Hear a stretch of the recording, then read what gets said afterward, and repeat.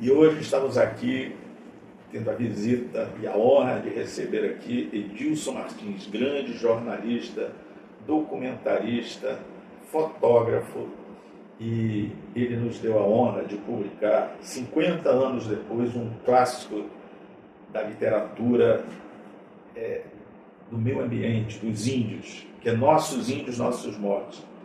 Edilson, muito obrigado pela sua presença e muito orgulho de ter tido a oportunidade de fazer essa edição, que eu reputo muito bonita, devido às escolhas das suas fotos fantásticas. Não vou me inverter essa equação, porque, na verdade, eu agradeço, porque esse livro, há muito tempo, há muitos anos, eu sofria demanda das pessoas cobrando uma nova edição do livro. Sempre, todo mês, quase toda semana, como eu tenho rede social, isso porque eu tenho rede social, né?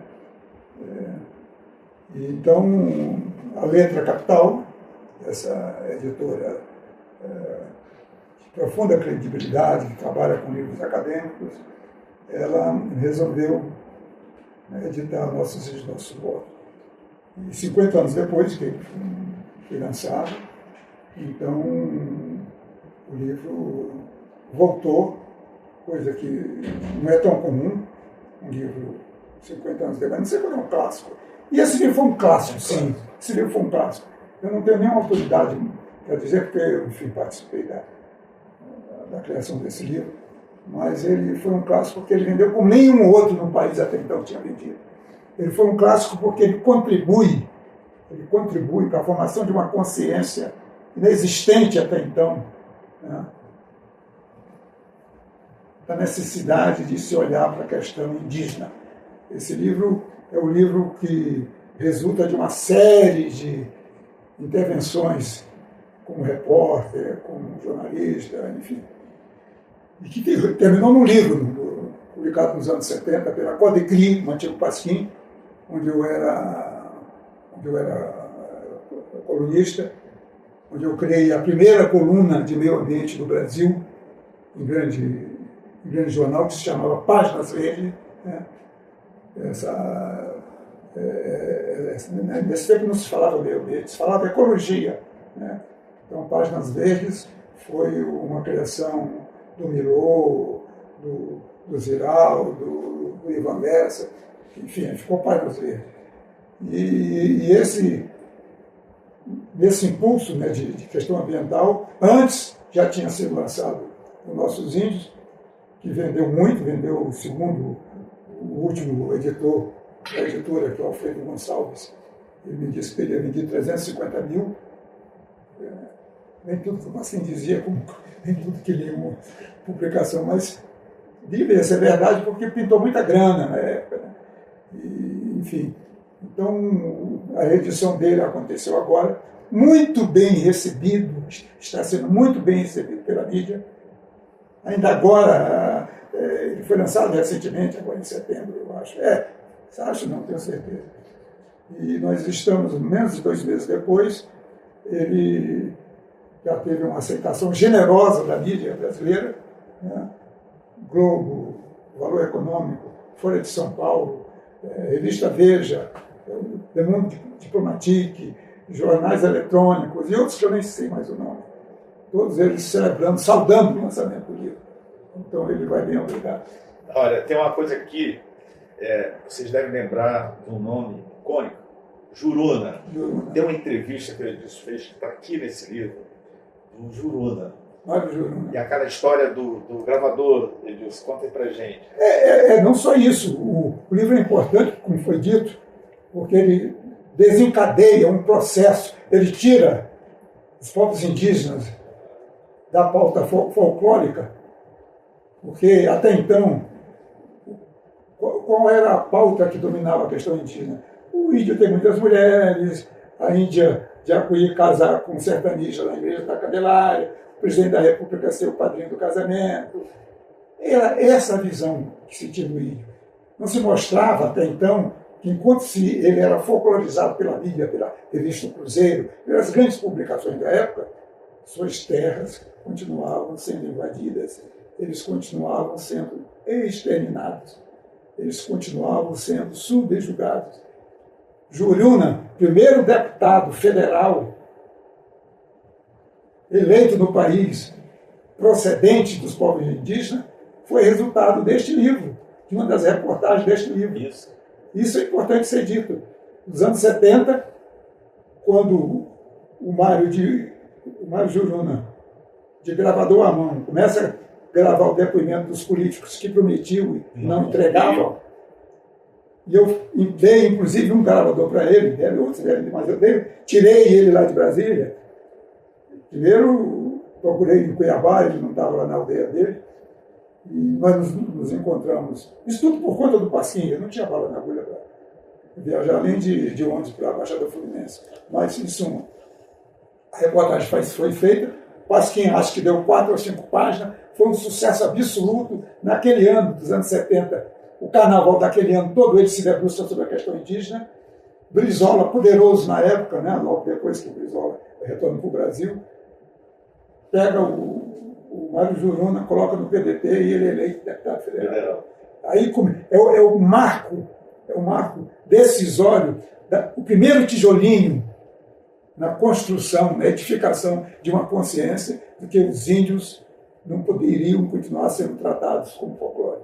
Edilson, agora fala para a gente aí, por exemplo, o interesse da grande imprensa, principalmente do Metrópolis e da Veja e do Le Monde Diplomatique, de indicar o seu livro para esse momento que acontece a COP30. O Le Monde, o livro ainda um pouco antes do lançamento, mas já tinha o livro na mão, né? O Le Monde dá 3 ou 4 páginas, um jornal que pertence ao grupo do Le Monde, que é o maior jornal dito progressista de esquerda, como escolhe o adjetivo que quiser, da Europa. O Le Monde é o jornal da Segunda Guerra Mundial. E o Le Monde Diplomatique, a característica dele é dar espaço para eventos importantes. E deu 4 ou 5 páginas sobre os nossos índios, um artigo que eles lhe concederam o privilégio de fazer. Então, isso em si não é pouca coisa, né? Depois, só houve 2 registros do Le Monde este ano com brasileiros. Um que o ex-ministro das Relações Exteriores do Lula, que continua sendo, não me ocorre o nome dele agora, continua como ministro oculto das Relações Exteriores do governo Lula, que também teve um artigo assinado depois do Nossos Índios da Zoa, e agora em todo o ano de 2025. E agora, recentemente, essa revista de jornal eletrônico, Metrópole, de Brasília, que é muito lido, principalmente na área política, e também fora dela, incluiu Nossos Índios da Zoa entre os 12 livros, 12, que precisam ser lidos neste fim de ano, de 2025. Também convenhamos que é uma distinção imensa, uma vez que a quantidade de livros que é publicada diariamente. Segundo a revista Veja dessa semana agora, inclui este livro, Nossos Índios, Nossos Mortos, inclui entre os 7 livros que precisam ser lidos para entender a COP30.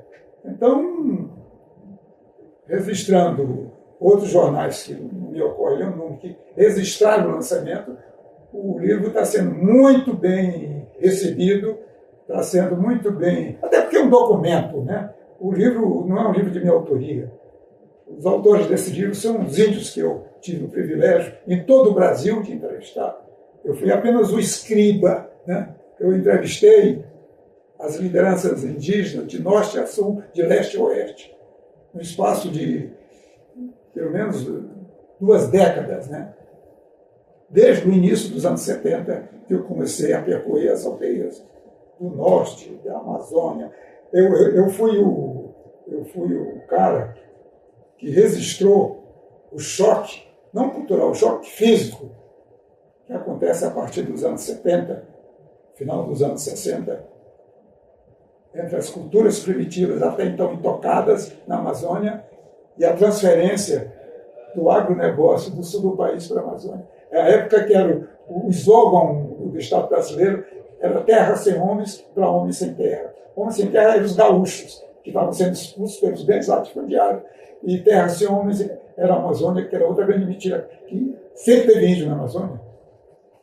A Amazônia chegou até, segundo lá atrás, 5 milhões de habitantes. Tinha mais gente em Portugal, tinha 2 milhões, não tinha 2 milhões quando ocupa o Brasil.